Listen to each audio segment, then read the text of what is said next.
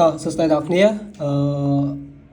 ខ្ញុំជឿថាខ្ញុំមិនចាំបាច់និយាយក៏អ្នកទាំងអស់គ្នាស្គាល់ដែរហើយវាទូចមែនតើមកដល់ពេលបច្ចុប្បន្ននេះ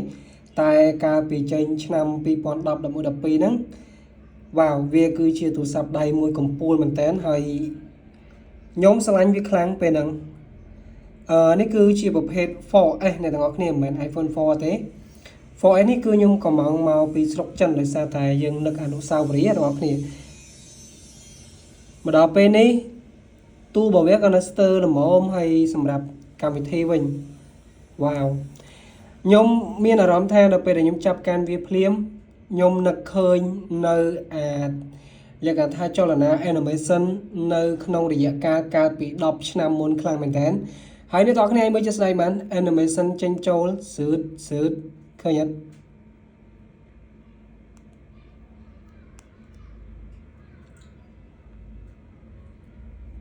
អានេះដោយសារតែខ្ញុំតឡើង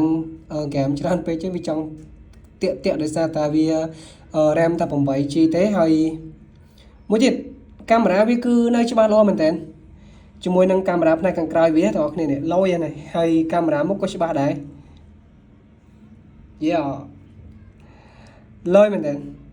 ហើយខ្ញុំមានអារម្មណ៍ថាខ្ញុំនឹកចលនាវាមែនតើហើយបងប្អូនដូចខ្ញុំអត់នៅបើសិនជាចង់បានអាច inbox មកខ្ញុំដាក់តម្លៃល្អឲ្យ